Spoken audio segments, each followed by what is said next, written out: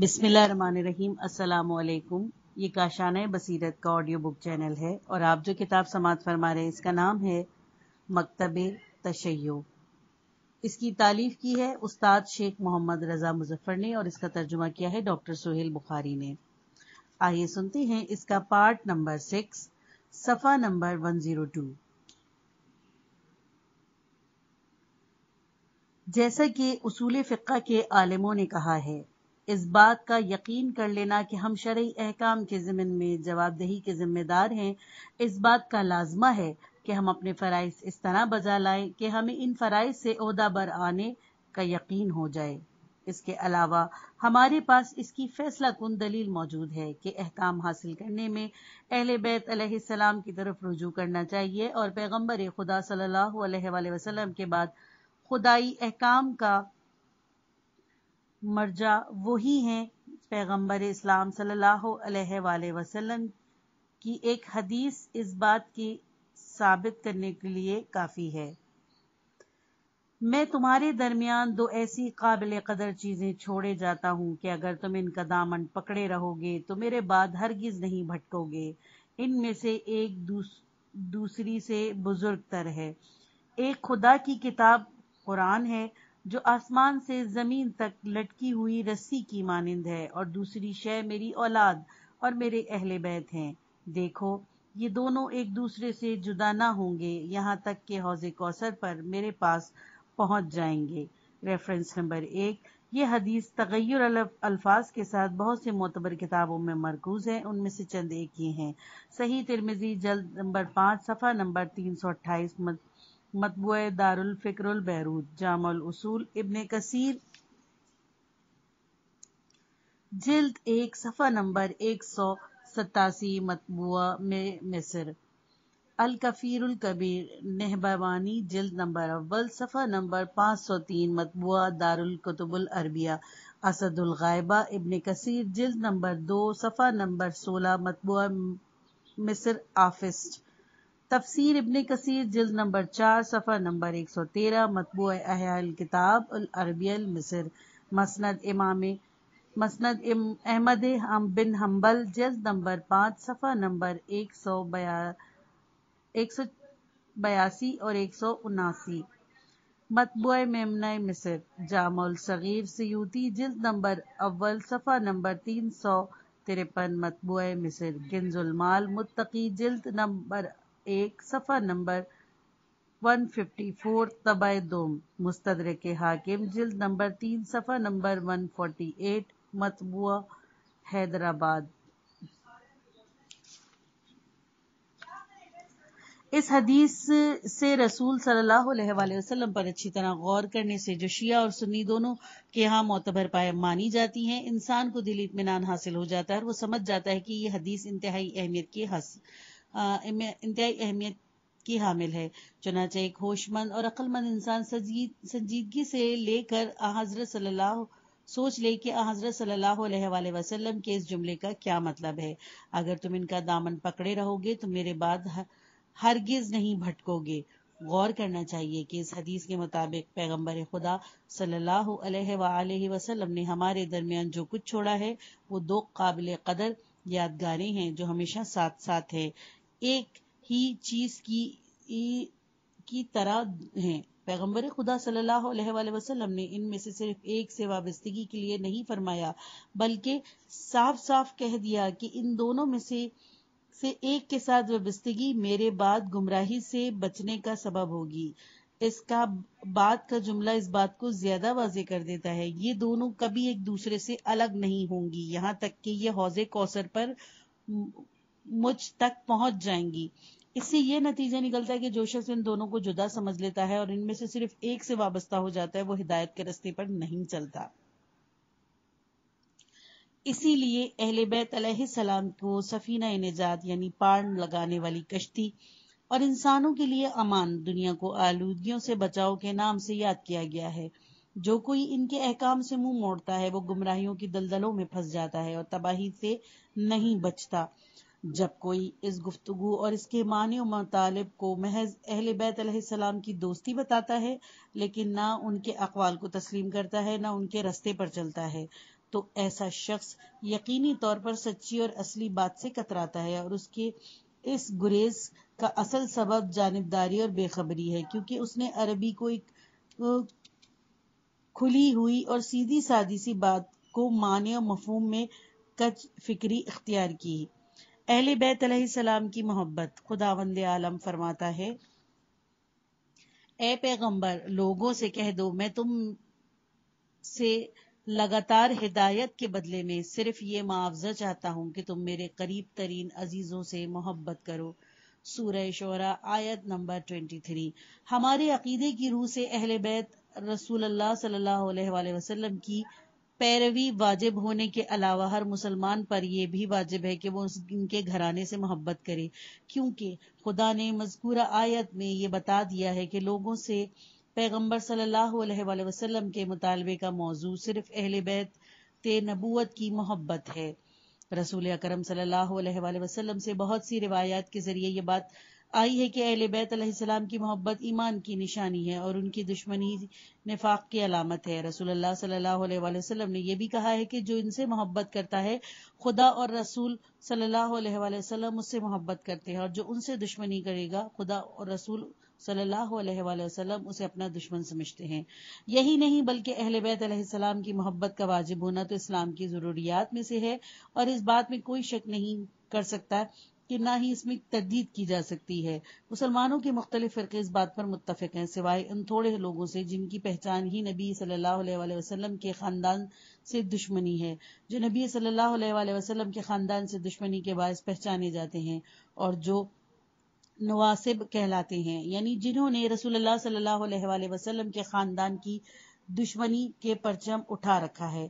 اسی طرح یہ لوگ اسلام کے ایک ضروری مانے ہوئے اور ناقابل انکار مسئلے سے پھر گئے ہیں، اور جو شخص اسلام کے کسی مانے ہوئے ضروری مسئلے مثلا نماز، روزہ اور زکوٰۃ کے واجب ہونے سے منکر ہو جائے، اور وہ اس شخص کی طرح ہے جو رسول اکرم صلی اللہ علیہ وآلہ وسلم کی نبوت سے ہی انکار کر دے، بلکہ اصل میں ایسا شخص پیغمبر اسلام صلی اللہ علیہ وآلہ وسلم کی ذات سے ہی انکاری مانا جائے گا، چاہے وہ زبان سے خدا کی وحدانیت اور پیغمبر اسلام صلی اللہ علیہ وآلہ وسلم کی رسالت کی گواہی دے رہا ہو اور لا الہ الا اللہ محمد رسول اللہ کہتا رہے۔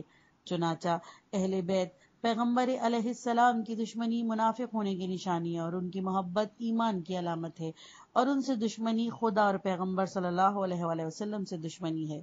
اس میں شک نہیں کہ خدا نے خاندان نبوت کی محبت بلا وجہ واجب نہیں کی، بلکہ ان کی محبت اس لیے واجب کی گئی ہے کہ یہ لوگ خدا کے حضور میں اپنے بلند مرتبے اور نزدیکی کے لحاظ سے نیز شرک کی نجاست، گناہ کی علائش اور ایسے تمام معاملات سے جو خدا کی رضامندی اور نیکی سے دور رکھتے ہیں، اپنی دوری اور طہارت و پاکیزگی کے باعث اس دوستی اور محبت کے لائق اور مستحق ہیں۔ اس کے یہ معنی نہیں نکالے جا سکتے کہ خدا کسی ایسے شخص کی محبت واجب کر دے جو گناہ کرتا ہو اور خدا کا حکم نہیں بجا لاتا، کیونکہ خدا کسی سے بلا وجہ قرب اور دوستی نہیں رکھتا، بلکہ تمام انسان کسی چھوٹ کے بغیر خدا کی تمام مخلوقات اور بندوں کے برابر ہیں۔ خدا کے نزدیک ان میں سے سب سے زیادہ محترم وہ ہیں جو تقوی اور پرہیزگاری میں بڑے ہوئے ہیں۔ ریفرنس نمبر 1، سورہ حجرات آیت نمبر 13۔ چنانچہ خدا جس کی محبت تمام لوگوں کے لیے واجب کرتا ہے، وہ تمام انسانوں میں سب سے زیادہ اہم، پرہیزگار اور اچھا ہے، ورنہ وہ دوسروں کی محبت اور دوستی واجب کر دیتا ہے یا کسی وجہ سے غرض یا استحقاق کے بغیر صرف لالچ اور حماقت سے کسی کی دوستی اور واجب کر دیتا ہے، لیکن خدا کے متعلق اس قسم کا خیال بالکل درست نہیں ہے۔ اماموں کے متعلق ہمارا نظریہ۔ ہم اس عقیدے کے جو غلات، یعنی ریفرنس نمبر 2، غلات جمع ہے غالی کی، یہ کچھ لوگ ہیں جنہوں نے ائمہ طاہر علیہ السلام کے متعلق جوش اور مبالغے سے کام لیا، مثلا یہ حضرت علی کو خدا ہونے کا عقیدہ رکھتے ہیں اور ان کے چند فرقے ہیں۔ یاد رکھنا چاہیے ایسے لوگ شیعہ تو کجا سرے سے مسلمان ہی نہیں کہلا سکتے، ایسے لوگ مرتد، دشمن اسلام، اہل بیت علیہ السلام کے لیے باعث ننگوار ہیں۔ ایسے فاسد العقیدہ اور نجس لوگوں سے دور اور بیزاری ہر صحیح العقیدہ مسلمان کے لیے ضروری ہے۔ اور حلولی، ریفرنس نمبر 3، حلولی وہ لوگ ہیں جن کا عقیدہ یہ ہے کہ خدا بعض انسانوں کے جسم میں سما جاتا ہے اور ان کی شکل میں ظاہر ہو جاتا ہے۔ ہندوؤں میں اسے اوتار کہتے ہیں۔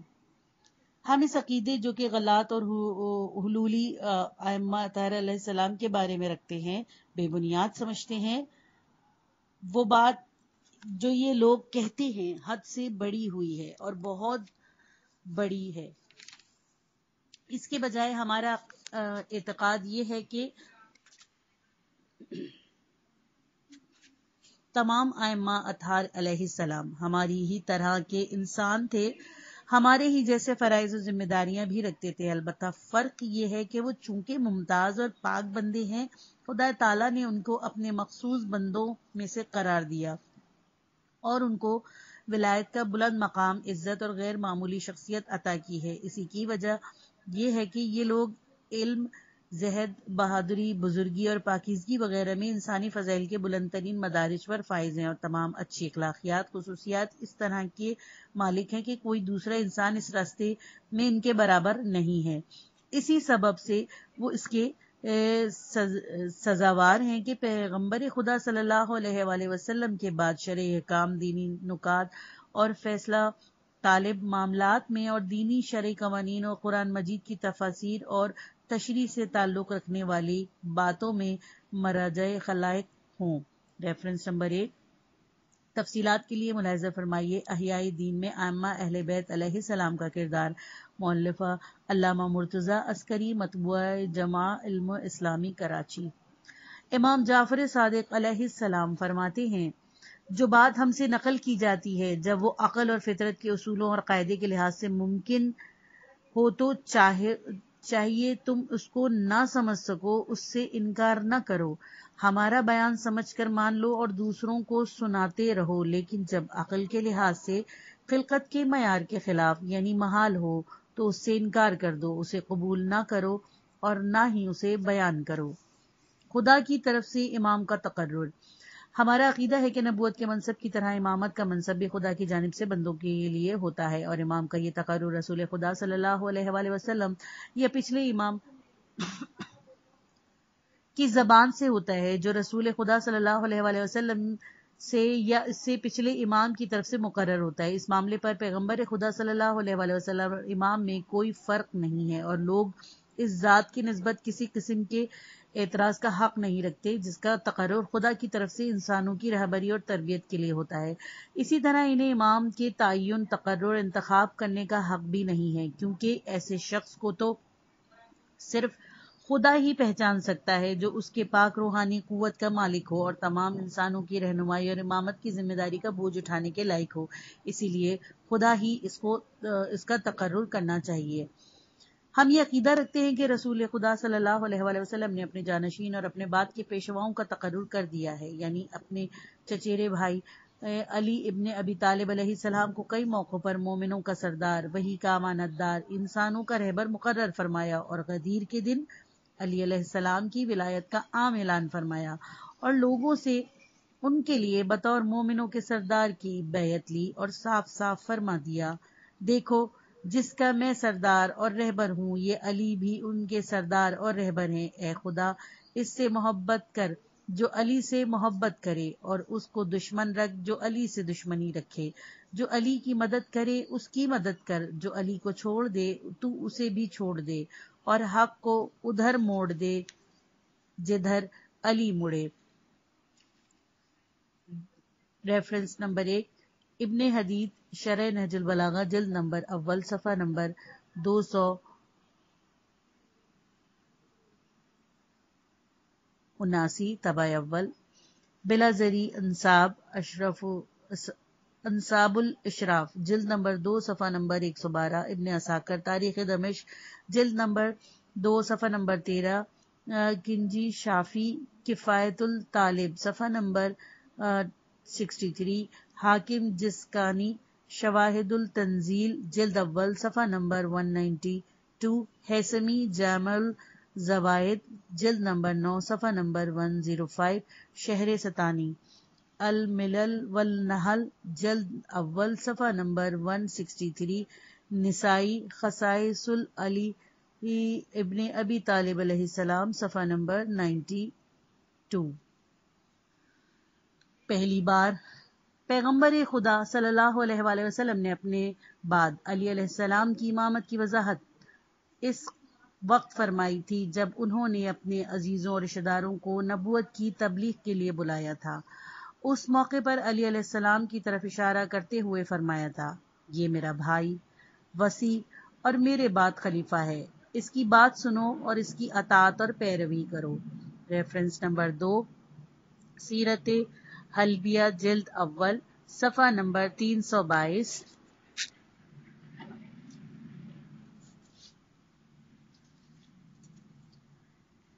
تاریخ کامل ابن اسیر جلد دوم، صفحہ نمبر 23۔ تاریخ طبری جلد دوم، صفحہ نمبر 319۔ امام علی علیہ السلام کے بارے میں یہ بات پیغمبر خدا صلی اللہ علیہ وآلہ وسلم نے اس وقت فرمائی تھی جب حضرت علی علیہ السلام سن بلوغ کو بھی نہیں پہنچے تھے۔ رسول خدا صلی اللہ علیہ وآلہ وسلم نے حضرت علی سے یہ بھی فرمایا تھا، تمہیں مجھ سے وہی نسبت ہے جو ہارون علیہ السلام کو موسیٰ علیہ السلام سے تھی، البتہ میرے بعد کوئی نبی نہ ہوگا۔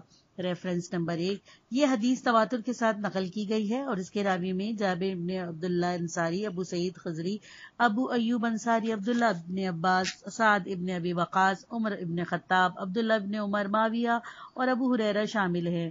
ملاحظہ ہو صحیح بخاری باب مناقب علی ابن ابی طالب علیہ السلام، صحیح مسلم باب من فضائل علی ابن ابی طالب علیہ السلام، صحیح ترمذی باب مناقب علی علیہ السلام، سنن ابن ماجہ باب فضائل علی ابن ابی طالب علیہ السلام۔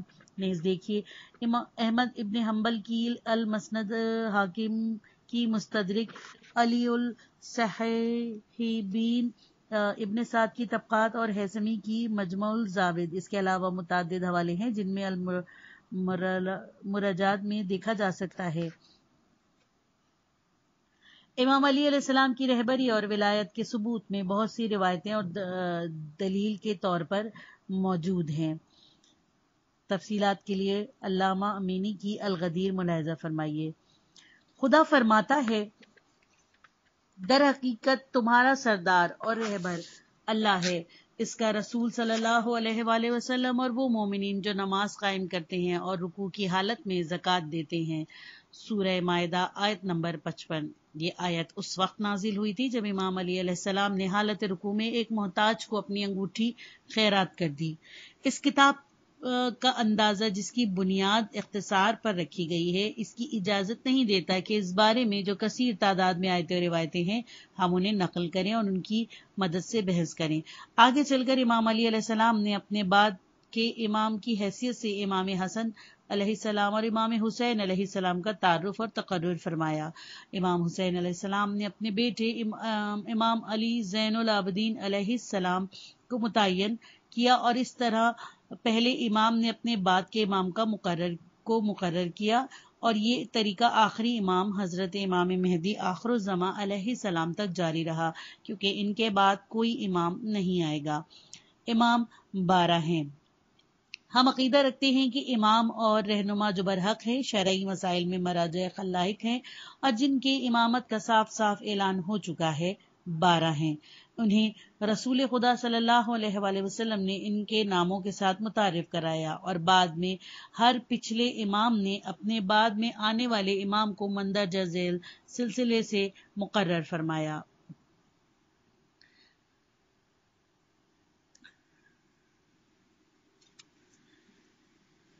ابو الحسن، کنیت نام علی بن ابی طالب، لقب مرتضی، سن پیدائش 23 قبل از ہجرت، سن وفات 40 ہجری۔ ابو محمد، نام حسن بن علی علیہ السلام، لقب مجتبیٰ، سن پیدائش 2 ہجری، سن وفات 50 ہجری۔ ابو عبداللہ، کنیت نام حسین بن علی علیہ السلام، لقب سید الشہداء، سن پیدائش 3 ہجری، سن وفات 61 ہجری۔ کنیت ابو محمد، نام علی بن الحسین علیہ السلام، لقب زین العابدین، سن پیدائش 38 ہجری، سن وفات 95 ہجری۔ ابو جعفر کنیت نام محمد بن علی علیہ السلام، لقب باقر، سن پیدائش 57 ہجری اور سن وفات 114 ہجری۔ ابو عبداللہ کنیت نام جعفر بن محمد علیہ السلام، لقب صادق، سن پیدائش 83 ہجری اور سن وفات 148 ہجری۔ کنیت ابو ابراہیم نام موسیٰ بن جعفر علیہ السلام، لقب کاظم، سن پیدائش 128 ہجری اور سن وفات 183 ہجری۔ ابو الحسن کنیت نام علی بن موسیٰ علیہ السلام، لقب رضا، سن پیدائش 148 ہجری، سن وفات 203 ہجری۔ نام ابو جعفر کنیت ابو جعفر نام محمد بن علی علیہ السلام، لقب جواد، سن پیدائش 195 ہجری، سن وفات 220 ہجری۔ کنیت ابو الحسن نام علی بن محمد علیہ السلام، لقب ہادی، سن پیدائش 212 ہجری، سن وفات 254 ہجری۔ کنیت ابو محمد نام حسن بن علی علیہ السلام، لقب عسکری، سن پیدائش 232 ہجری، سن وفات 260 ہجری۔ کنیت ابو القاسم نام محمد بن حسن علیہ السلام، لقب مہدی، سن پیدائش 255 ہجری۔ 12ویں امام ہمارے زمانے میں رہبر اور خدا کی حجت ہیں۔ خدا جلد ان کا ظہور فرمائے اور ان کے ظہور اور قیام کے ابتدائی حالات کو آسان بنائے تاکہ وہ زمین کو ظلم و ستم سے بھر جانے کے بعد انصاف سے بھر دیں۔ حضرت امام مہدی عجل اللہ فرجہ حضرت امام مہدی علیہ السلام عجل اللہ تعالی فرجہ کے ظاہر ہونے کی خوشخبری جو حضرت فاطمہ علیہ السلام کی اولاد میں سے ہے اور جو آخری زمانے میں جب روئے زمین پر ایک سرے سے دوسرے سرے تک ظلم و ستم کی کثرت ہو جائے گی تو وہ اس میں عدل و انصاف رائج کریں گے۔ حضرت صلی اللہ علیہ وآلہ وسلم سے بہت سی روایات متواتر روایات کے ذریعے منقول ہے۔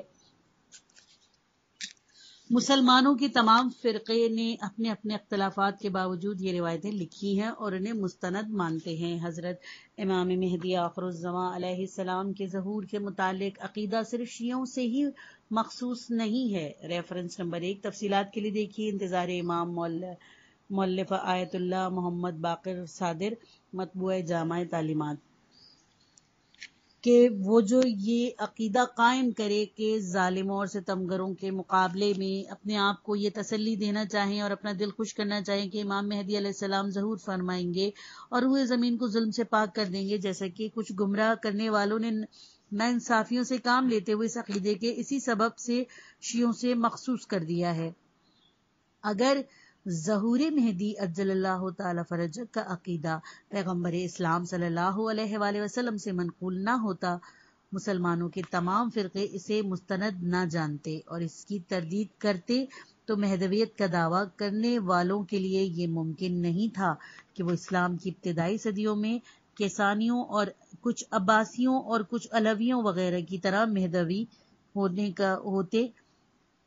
کا دعویٰ کرتے، اس کے ذریعے سے لوگوں کو دھوکہ دیتے اور اس عام عقیدے سے حکومت اور سلطنت حاصل کرنے میں فائدہ اٹھاتے۔ ان لوگوں نے یہ غلط دعویٰ کر کے یہ چاہا کہ اس اسلامی عقیدے کو عوام کے خیالات پر اثر ڈالنے، ان پر اپنا غلبہ قائم کرنے کے لیے ذریعہ بنا لے۔ ظہور مہدی علیہ السلام کا عقیدہ جو تمام مسلمانوں کے نزدیک مسلم ہے۔ اگر یہ عقیدہ صرف شیعوں کا ہوتا تو مہدویت کا دعویٰ کرنے والے اس خصوصی عقیدے سے فائدہ نہیں اٹھا سکتے تھے۔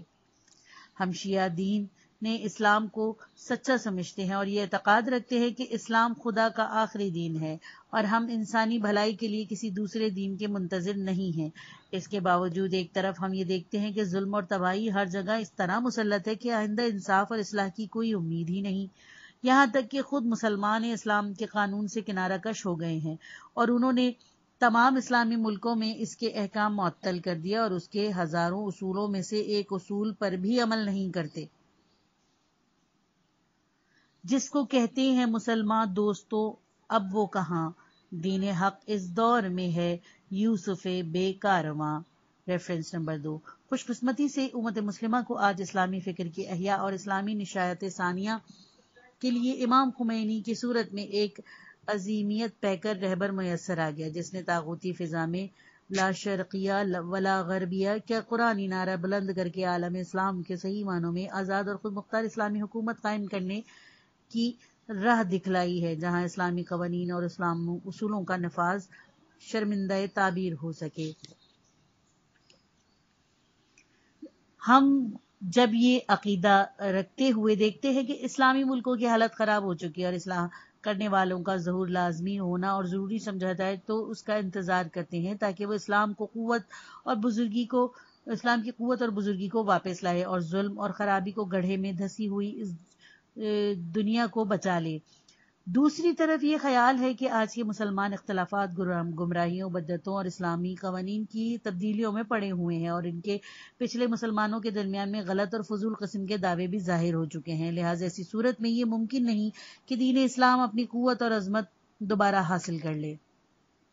ان حالات میں صرف ایک شخص اسلام کی قابل دید عظمت کو تازہ کرنے کی قدرت رکھتا ہے، اس عظیم المرتبت مسلح کا ظہور جو مسلمانوں کو متحد کر دے گا اور خدا کے لطف و کرم کی بدولت اسلام کی پیشانی سے تبدیلیوں، بدعتوں اور گمراہیوں کا داغ دھو دے گا۔ صرف ایک رہنما ایسے انقلاب کی طاقت رکھتا ہے جو ہر طرح کی ہدایت پائے ہوئے ہے اور ایک عظیم سرداری اور غیر معمولی قدرت اور عظمت کا مالک ہوتا ہے کہ جبکہ پوری زمین ظلم سے بھر جائے تو اس میں عدل و انصاف قائم کر دے۔ مختصر یہ کہ دنیا میں ایک سرے سے دوسرے سرے تک خرابی، تباہی اور ظلم کا پھیل جانا اس عقیدے کے ساتھ کہ اسلام اور سچا اور آخری مذہب ہے، فطری طور پر ایسے بزرگ مسلح امام مہدی منتظر علیہ السلام کی آمد کا تقاضا کرتا ہے جو اپنے طاقتور ارادے سے دنیا کو تباہیوں اور گمراہیوں سے بچا لے۔ اسی لیے تمام اسلامی فرقے بلکہ غیر مسلم قومیں بھی اس حقیقی نقطے پر ایمان رکھتی ہیں۔ اسنا شریشیوں کے اعتقاد کے مطابق بس اتنا سا فرق ہے کہ وہ اصلاح اور ہدایت کرنے والے خاص فرد جس نے 255 ہجری میں اس دنیا میں آنکھ کھولی تھی اور جو ابھی تک زندہ ہے، وہ امام حسن عسکری علیہ السلام کے بیٹے ہیں اور ان کا نام محمد علیہ السلام ہے۔ حضرت پیغمبر خدا صلی اللہ علیہ وآلہ وسلم اور ان کے خاندان والوں نے ان کی پیدائش اور ظہور کی خوشخبری دی ہے۔ وہ ہم تک بہت سی متواتر اور قطبی روایتوں کے ذریعے پہنچی۔ زمین پر امامت کا سلسلہ کبھی ختم نہیں ہوتا اور ایک امام دنیا میں ضرور موجود رہتا ہے، چاہے وہ نظروں سے اوجھل ہو تاکہ وہ اس دن جو خدا نے مقرر کر دیا ہے اور جو خدا کے بھیدوں میں سے ہے اور جسے خدا کے سوا کوئی نہیں جانتا، ظاہر ہو کر سچائی کا پرچم بلند کر دے۔ بے شک یہ بات واضح ہے کہ اتنی لمبی مدت تک امام مہدی علیہ السلام کی زندگی ایک معجزہ غیر معمولی اور غیر عادی واقعہ ہے، لیکن یہ اس سے زیادہ حیرت انگیز نہیں کہ آپ 5 سال کی عمر میں جس روز آپ کے پدر بزرگوار جنت کو سدھارے امام ہو گئے، اور یہ واقعہ حضرت عیسیٰ علیہ السلام کے معجزے سے بھی بڑھ کر نہیں، جنہوں نے شیرخوارگی کے سن میں اپنے جھولے میں وہ باتیں کی اور اس دوران میں نبوت کے منصب پر فائز ہو گئے۔ ریفرنس نمبر 1، آیت نمبر سورہ مریم آیت نمبر 29 اور سورہ عنکبوت آیت نمبر 14۔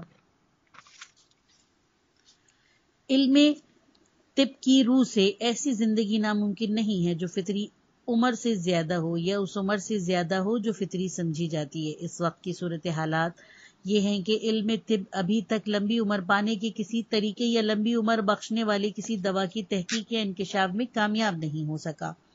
بہرحال اگر طالب علم اس سے عاجز ہے تو خدا ہر شے پر قدرت رکھتا ہے، اور خدا کے فرمانے کے مطابق جو کچھ لوگ حضرت نوح علیہ السلام اور حضرت عیسیٰ علیہ السلام کی طرح بھی گزرے ہیں، جنہوں نے عام فطری عمر سے زیادہ زندگی پائی، جو قرآن کو ماننے والا مسلمان اس کے متعلق شک کرے یا اسے نہ مانے تو اسے چاہیے کہ وہ اسلام کو خیر آباد کہہ دے۔ یہ پارٹ ختم ہوا، کتاب کا اگلا حصہ نیکسٹ پارٹ میں سنیے۔